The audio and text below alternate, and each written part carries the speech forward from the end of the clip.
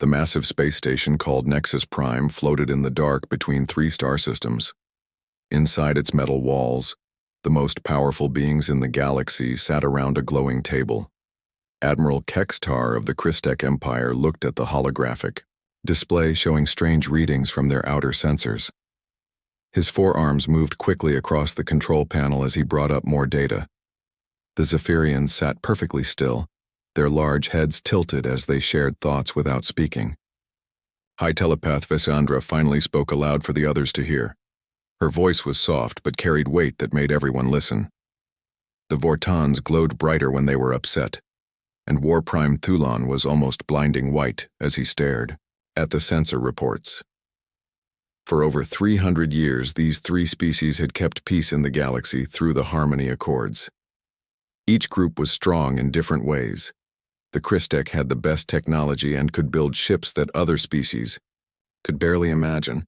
The Zephyrians could read minds and share thoughts across vast distances instantly. The Vortans could control pure energy and turn their bodies into living weapons. Together, they made sure no one else could challenge their power. But now something was moving through space that made no sense to any of them. Admiral Kextar pointed at the display with one of his mechanical arms. The readings showed ships that bent space around them as they moved. These vessels left no heat signature, no radiation trail, and no energy readings that their sensors could identify. Worse still, the ships seemed to appear and disappear without warning. One moment they were there, the next moment empty space, then they would show up somewhere completely different. War Prime Thulon's energy form crackled with anger. He had never seen technology that could hide from Vorton energy senses. His people could detect the smallest spark of power from across a solar system, but these ghost ships moved through space like they were not really there.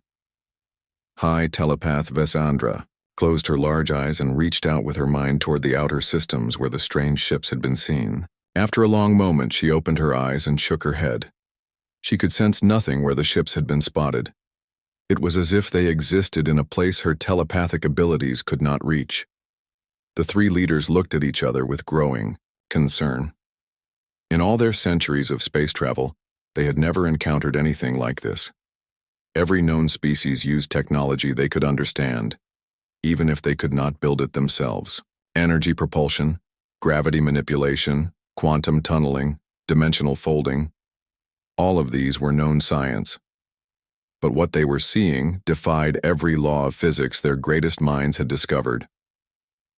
Far away from Nexus Prime, Captain Lisa Morgan stood on the bridge of the UES Defiance. She was leading humanity's first official contact mission to the galactic powers.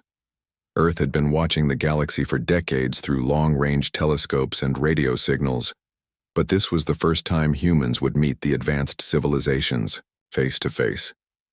Lisa did not know that her small fleet of exploration ships was being followed by something much more dangerous.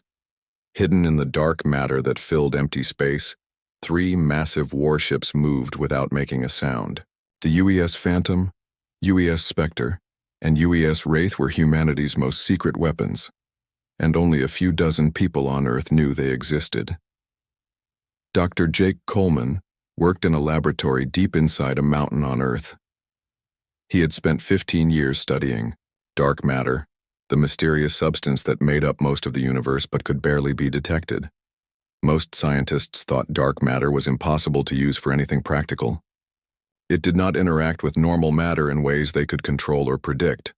But Jake had discovered something that changed everything. Dark matter was not random or chaotic like other scientists believed. It had patterns and flows that could be predicted if you knew how to look for them.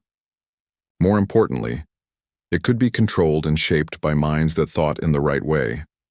Admiral Kate Sullivan commanded the Dark Matter Naval Division from a secret base on the far side of Earth's moon. She had been working with Dr. Coleman to build ships that could harness the power of dark matter itself. The project had taken 20 years and cost more money than most countries had ever seen, but the results were beyond anything the galaxy had ever imagined. The dark matter ships did not just use this strange substance for power. They became part of it, existing partially outside normal space and time. Their crews could phase through solid objects, bend gravity to their will, and strike at enemies from dimensions that could not be reached or defended against. Captain Lisa. Morgan had no idea that Admiral Sullivan's dark matter fleet was already in position around the galactic core, watching and waiting. The peaceful first contact mission was about to become something much more significant. Back on Nexus Prime, the three galactic powers continued to debate what the mysterious ships might be. Some thought they were natural phenomena that only looked like vessels. Others believed they might be ancient automated ships from a long-dead civilization, still following programming from millions of years ago. None of them considered the possibility that a young species from a small planet called Earth had mastered technology that their greatest scientists thought was impossible. They had ruled the galaxy for so long that the idea of being challenged by newcomers never entered their minds. The Christek Empire controlled over 10,000 star systems with technology that could reshape planets. The Zephyrian Collective could coordinate the thoughts of trillions of beings across half the galaxy. The Vortan hierarchy could turn entire stars into weapons when they needed to show their power, but none of them could see the dark matter ships that were already surrounding their most important worlds. Admiral Sullivan stood on the bridge of the UES Dominion, the largest ship in humanity's secret fleet. She watched as her forces took positions throughout the galaxy without being detected by even the most advanced sensors. Soon it would be time to reveal themselves to the galaxy and show these ancient powers that Earth was not just another primitive world to be ignored or conquered. The galaxy had been peaceful for 3 centuries because everyone knew their place in the order of things. But that was about to change forever. Humanity was coming, and they brought with them mastery over forces that shaped the very structure of reality itself. The age of human dominance was about to begin, and the galaxy had no idea what was coming for them. Captain Lisa Morgan tried to keep her voice steady as she spoke into the communication device. Her small fleet of 5 human ships had just entered the neutral zone around Nexus Prime when the Vortan warships appeared. War Prime Thulan's energy form blazed brighter as he transmitted his message across all frequencies. The Vortans had decided to test these newcomers from Earth before allowing them to speak with the Galactic Council. Thulan believed that any species worthy of joining Galactic civilization should be able to defend themselves against a simple demonstration of power. His 12 warships formed a circle around the human vessels, their energy weapons charging with light that could be seen even through the darkness of space.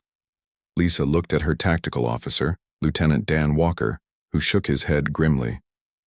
The human ships carried only basic defensive shields and conventional projectile weapons. Against Vortan energy cannons that could turn solid matter into gas in seconds, they had no real chance of survival. Thulan's voice boomed across the communication channels. He gave the humans 60 seconds to show their true capabilities or be destroyed as unworthy of galactic attention. The other species had all proven their strength during first contact centuries ago. Now, it was Earth's turn. The countdown began as the Vortan ships moved closer. Lisa ordered her fleet to raise shields and prepare for evasive maneuvers, but everyone on the bridge knew it would not be enough. The energy readings from the alien weapons were beyond anything humanity had ever faced in their small wars and conflicts. 50 seconds, 40 seconds, 30 seconds. Then space itself began to change. The area between the human and Vortan fleets started to ripple like water disturbed by a stone. Reality seemed to bend and twist as something massive pushed through from a place that should not exist. The sensors on both human and alien ships went crazy as they tried to make sense of what they were detecting. 3 enormous shapes materialized out of what had looked like empty space. The ships were unlike anything the galaxy had ever seen. They were dark as the void between stars, but their edges seemed to blur and shift as if they were not entirely solid. Strange patterns of light moved across their hulls in ways that hurt to look at directly. Commander Ryan Tucker's voice came through the communication system calm and clear. He identified himself as the commanding officer of the UES Phantom and politely requested that the Vortan vessels power down their weapons. His tone was respectful but carried an undertone that made everyone listening pay attention. War Prime Thulan's energy form flickered with confusion and anger. He had never heard of these ships or seen technology like theirs. His sensors could barely detect them even though they were clearly visible. He decided to demonstrate Vortan's superiority by firing a warning shot past the lead human vessel. The energy beam that emerged from his flagship could have cut a moon in half. It streaked toward the UES Phantom at nearly the speed of light, carrying enough destructive force to vaporize anything in its path. The beam passed through the dark matter ship without causing any damage at all. Commander Tucker waited for the energy discharge to completely dissipate before responding. He explained that the demonstration had been noted and recorded, but that continued hostile action would be met with appropriate response. His ship began to change, becoming somehow more solid and present in normal space. Captain Amy Price aboard. The UES Spectre moved her vessel between the human exploration fleet and the largest group of Vortan warships. She allowed her ship to become partially visible in regular space-time, revealing weapons that seemed to be made of organized darkness itself. War Prime Thulon ordered his entire fleet to open fire on these strange new vessels. 12 Vortan warships unleashed their full power at the same time, creating an energy storm that lit up the local space for millions of kilometers in every direction. The combined firepower could have destroyed a small planet.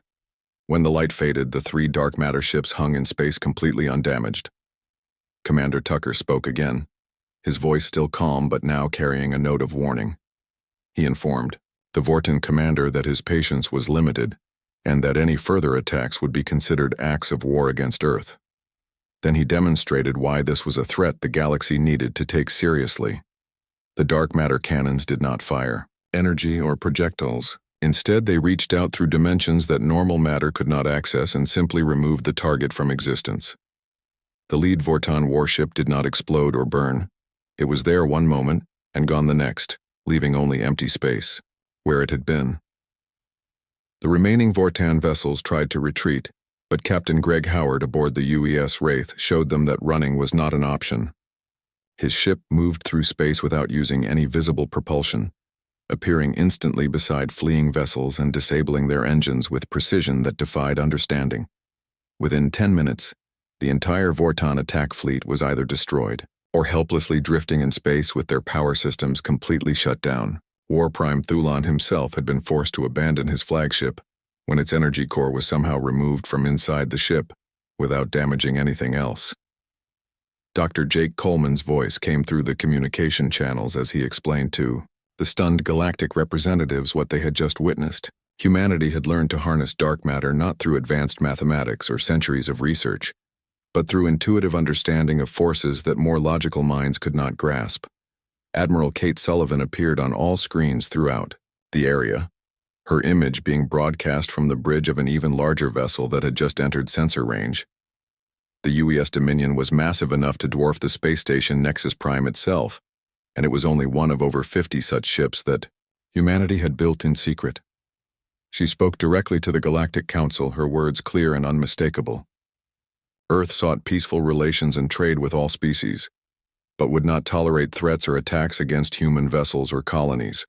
Any species that chose hostility would find themselves facing weapons and technology that operated outside their understanding of possible. Captain Lisa Morgan found herself in the strange position of conducting first contact negotiations while surrounded by evidence of humanity's overwhelming military superiority. The species that had ruled the galaxy for centuries were now asking her what terms Earth might accept for peaceful coexistence. The demonstration was over, and the galaxy would never be the same again.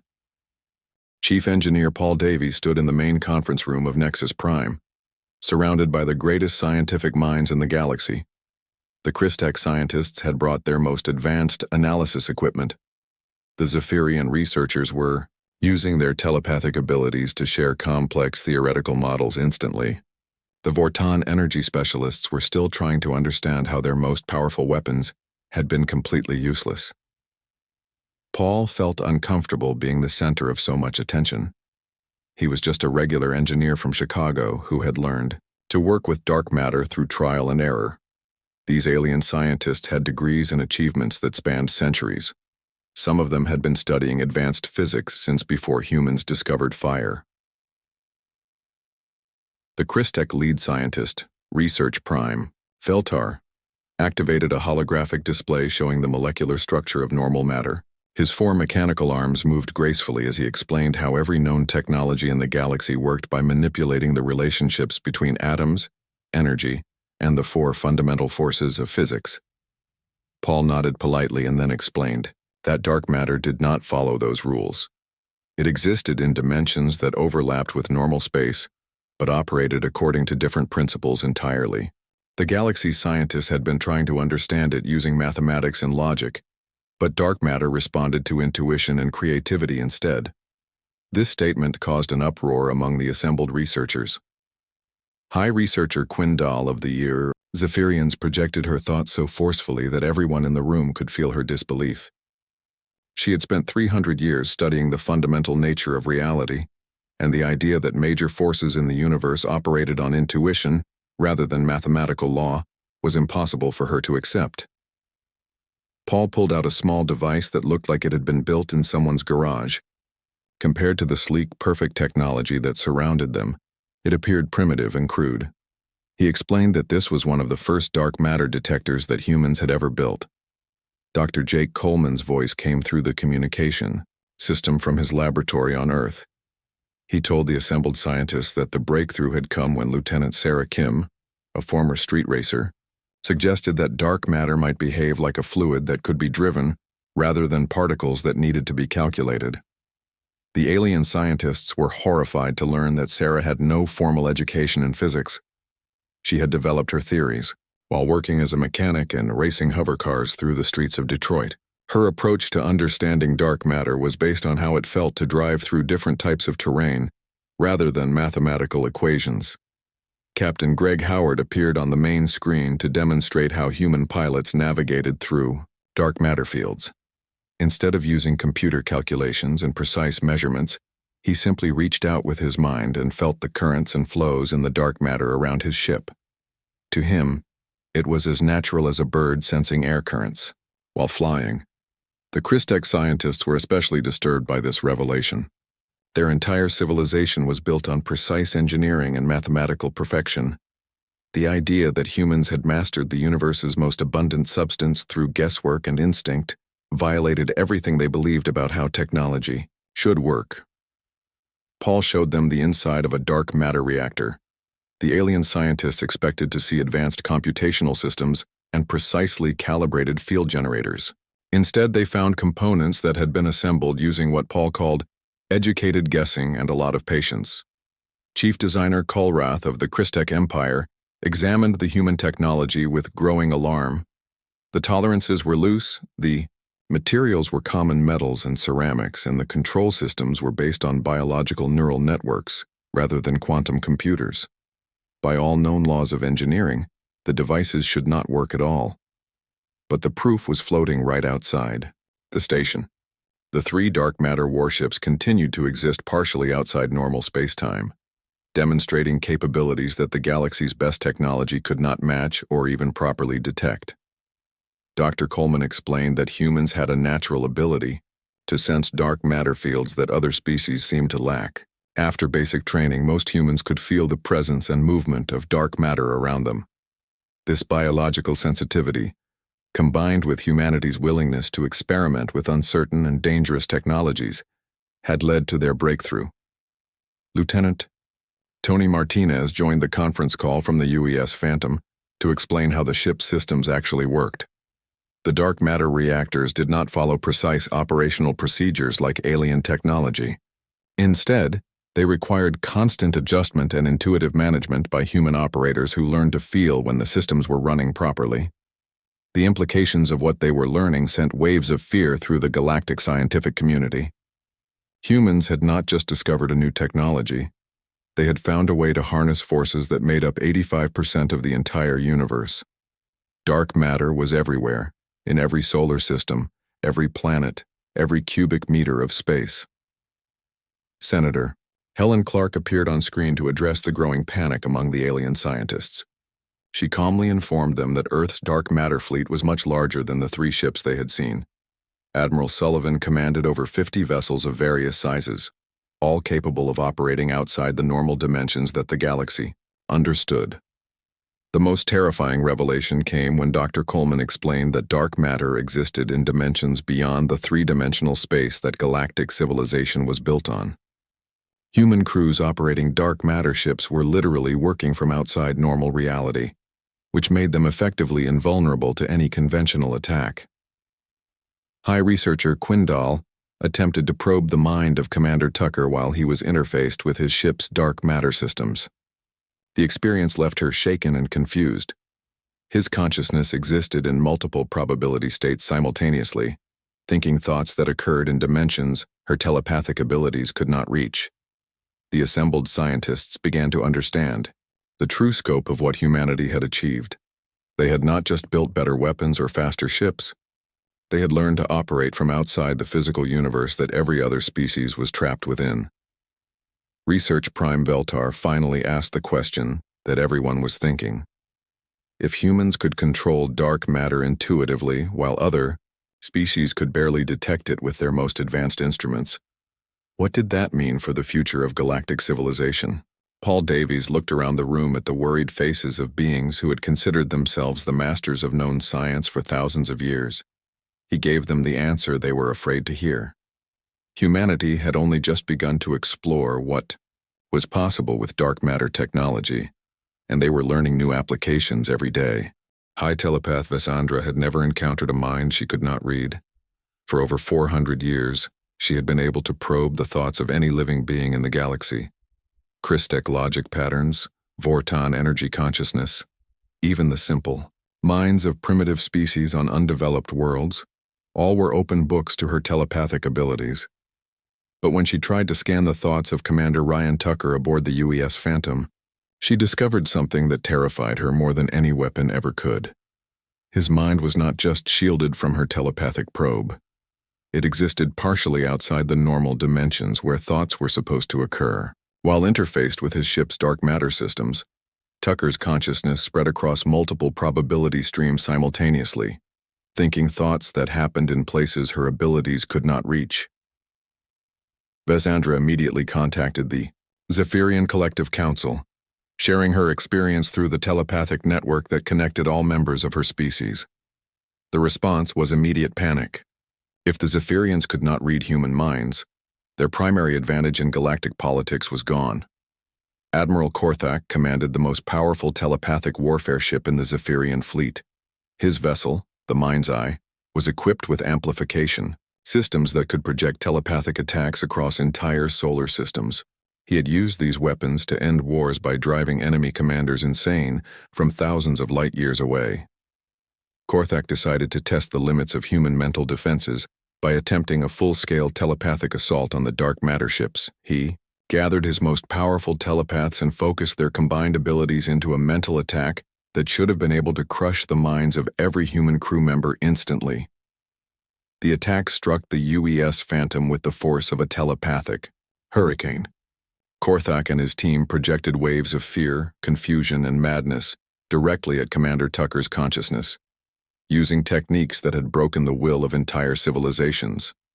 Instead of overwhelming the human commander, the telepathic assault was absorbed by the dark matter field surrounding his ship. The mental energy was converted into additional power for the vessel's systems, making it stronger rather than harming it. Captain Amy Price aboard the UES Spectre demonstrated why conventional military tactics were useless against the human fleet. The Christek Empire's finest tacticians had spent centuries perfecting their battle strategies, but every plan they developed assumed that enemy ships existed in the same dimensional space as their own weapons. When a full Christek battle fleet attempted to surround and destroy the Spectre, Captain Price simply phased her ship through multiple dimensions simultaneously. She appeared to be in 17 different locations at once, making it impossible for the alien weapons to target her effectively. The Christek admiral in command of the fleet, war leader Thexmore, watched in horror as his perfectly coordinated attack formation fired at empty space. His quantum targeting systems, accurate enough to hit a single molecule from across a solar system, could not lock onto a target that existed in dimensions they were not designed to perceive. Colonel Mike Stevens commanded the UES Shadow, the newest ship in humanity's dark matter fleet. He had been a special operations soldier before joining the Space Navy, and he brought a ground combat mentality to space warfare that the galaxy had never seen before. Instead of destroying enemy vessels outright, Stevens demonstrated the most terrifying capability of dark matter technology. He could selectively phase individual components out of alien ships while leaving the rest of the vessel intact. Weapon systems, life support, engine cores, even specific crew members could be removed from their ships without damaging anything else. A Vortan heavy cruiser that attempted to attack the Shadow suddenly found its main reactor floating in space beside the ship, still running, but no longer connected to anything. The crew was unharmed, but their vessel was completely helpless. The precision of this selective dimensional displacement was surgical and impossible to defend against. The galaxy's military leaders realized that humanity could disable their fleets without even technically attacking them. Traditional concepts of armor, shielding, and defensive systems were meaningless against enemies who could reach inside your ship from dimensions you could not access. Dr. Jake Coleman addressed the growing panic among galactic military commanders through a general broadcast to all major fleets. He explained that dark matter existed in at least 11 dimensions beyond the 3 that normal matter occupied. Human crews operating from these higher dimensional spaces could interact with regular matter at will, but attacks from normal space could not reach them. The implications were staggering.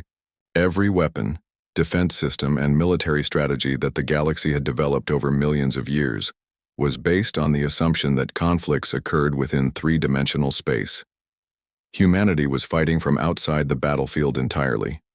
War Prime, Thulon, who had survived the destruction of his flagship during the first encounter, attempted to rally the remaining Vortan forces for a coordinated counterattack. His plan was to overwhelm the human ships with sheer numbers, using every vessel in the Vortan hierarchy simultaneously. The attack never got the chance to begin. Admiral Kate Sullivan appeared in the middle of the Vortan fleet aboard the UES Dominion, a dark matter dreadnought that made the other human ships look small by comparison. She did not fire a single weapon or make any hostile moves. Instead, she simply existed in the same space as the Vortan fleet, demonstrating that humanity could place their largest warships anywhere in the galaxy without being detected until they chose to reveal themselves. The psychological impact was devastating. Lieutenant Sarah Kim, the former street racer whose theories had led to humanity's dark matter breakthrough, joined a communication channel with the galaxy's military leaders. She casually mentioned that the current human fleet was just the beginning. Earth's shipyards were producing dark matter vessels at an increasing rate, and each new design was more advanced than the last. The galaxy's greatest military minds began to understand that they were not facing a superior enemy in conventional terms. They were confronting a species that had learned to operate from outside the physical laws that governed everyone else. High telepath Vessandra made one final attempt to understand the scope of humanity's advantage. She reached out with her most powerful telepathic abilities, trying to sense the full extent of the human dark matter fleet. What she discovered broke her mental defenses and left her unconscious for 3 days. The human ships were not just scattered throughout local space. They were positioned around every major world in the galaxy, existing in dark matter dimensions where they could not be detected, but from which they could strike instantly. The age of galactic balance had ended before most species even realized what was happening. Humanity had not conquered the galaxy through force of arms. They had simply revealed that they already controlled the fundamental forces that held the universe together. Captain Lisa Morgan stood in the main council chamber of Nexus Prime, facing representatives from civilizations that had ruled the galaxy for thousands of years. 3 days ago, she had been leading a simple diplomatic mission to establish peaceful contact with alien species. Now she was negotiating the terms of humanity's emergence as the galaxy's dominant power. The Christek Emperor, whose empire spanned over 10,000 star systems, sat across from her with 4 of his most trusted advisors. His mechanical body showed signs of stress damage from the emergency sessions that had been running continuously since the first dark matter ships appeared. For the first time in his 3-century reign, he was asking for protection rather than offering it. High Counselor Zeftal of the Zephyrian Collective spoke in careful, respectful tones, as he outlined his species' offer to serve as humanity's telepathic communication network across the galaxy. The Zephyrians, who had once used their mental abilities to manipulate other species, were now volunteering to become Earth's information service. War Prime Thulon had been stripped of most of his titles after the devastating defeat of the Vortan fleet, but he still represented his people in the negotiations. His energy form had dimmed considerably as he offered the hierarchy's expertise in energy manipulation to complement human dark matter technology. Admiral Kate Sullivan entered the chamber accompanied by Commander Ryan Tucker and Captain Amy Price. The presence of the dark matter ship commanders caused visible tension among the alien representatives, who had seen firsthand what their vessels could accomplish. Lisa found herself in the unprecedented position of speaking for humanity, while the galaxy's former superpowers offered tribute and alliance terms to avoid potential destruction. The shift in power dynamics was so dramatic that she struggled to process what was happening. Dr. Jake Coleman appeared on the main communication screen from his laboratory on Earth. He addressed the assembled representatives with the calm manner of a scientist explaining a simple concept to students.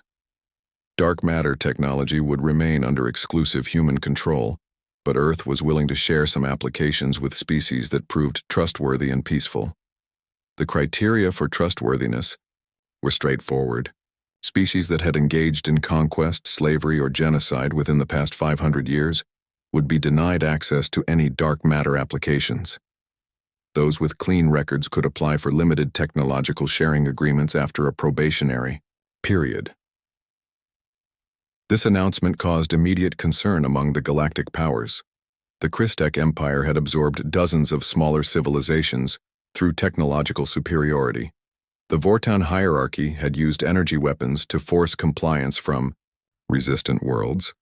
Even the Zephyrians had manipulated the minds of other species to maintain their influence. Senator Helen Clark joined the communication from Earth's capital to outline humanity's new role in galactic affairs. Earth would not seek to conquer or rule other species directly, but would act as the ultimate arbitrator in disputes between civilizations.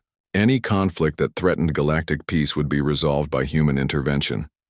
Lieutenant Sarah Kim, now appointed as Earth's first galactic technology advisor, explained her role in evaluating which species might eventually be capable of understanding basic dark matter principles. Her assessment would be based not on mathematical ability or scientific achievement, but on creativity, intuitive thinking, and willingness to embrace uncertainty. The former street racer from Detroit now had the authority to determine which civilizations could access technology that would reshape their understanding of reality.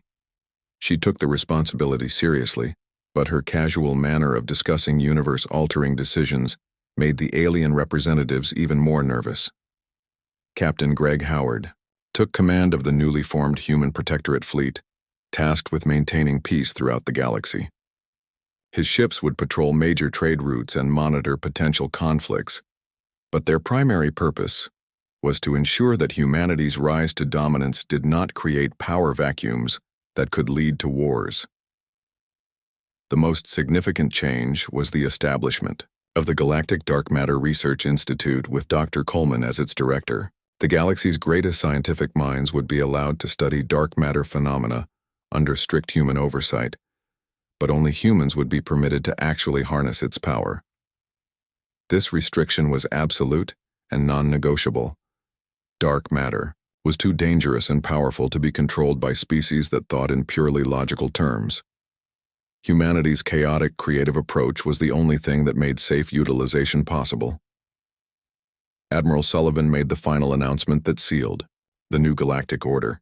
The UES Dominion and its sister dreadnoughts would establish permanent bases in each major star system, existing in dark matter dimensions where they could not be detected, but from which they could respond instantly to any threat. The galaxy's military forces would be allowed to continue operating, but only for local defense and peacekeeping. Any attempt to build weapons or fleets capable of threatening human colonies or allies would result in immediate intervention by the dark matter fleet. The Christek Emperor formally requested Earth's protection against potential rebellion from his own subject species. many of whom might see humanity's emergence as an opportunity to gain independence. Admiral Sullivan agreed, but made it clear that Earth would also protect any species seeking freedom from oppressive rule. High Counselor Zeftal offered to help humanity identify and contact isolated civilizations that had not yet achieved interstellar travel. The Zephyrians' telepathic abilities could locate developing species across the galaxy, allowing Earth to guide their advancement in peaceful directions. War Prime Thulon made the most dramatic offer of all. The Vortan hierarchy would surrender their most powerful energy weapons to human control and accept Earth's oversight of their military forces. In exchange, they asked only to be allowed to continue existing as an independent species. As the negotiations concluded, Captain Lisa Morgan realized that humanity had not just joined galactic civilization. They had become its ultimate authority through mastery of forces that other species could barely comprehend. Admiral Sullivan stood on the bridge of the Dominion, looking out at a galaxy that now revolved around Earth's decisions. Human ships controlled the space between the stars. Human technology shaped the fundamental forces of reality, and human judgment would determine the future of countless civilizations. The transition had happened so quickly that most species were still trying to understand what had occurred. They had awakened to find that the quiet planet in a small solar system on the edge of their territory had become the center of galactic power overnight. Lieutenant Sarah Kim began her work evaluating species for potential dark matter technology sharing, starting with civilizations that had shown creativity and peaceful intentions. Her decisions would determine which worlds would advance to become humanity's partners and which would remain under protective supervision. The age of human hegemony had begun, built not on conquest or oppression, but on mastery of the universe's most fundamental forces. The galaxy had gained a new ruler that emerged from the darkness between the stars, bringing with them power over the very structure of reality itself.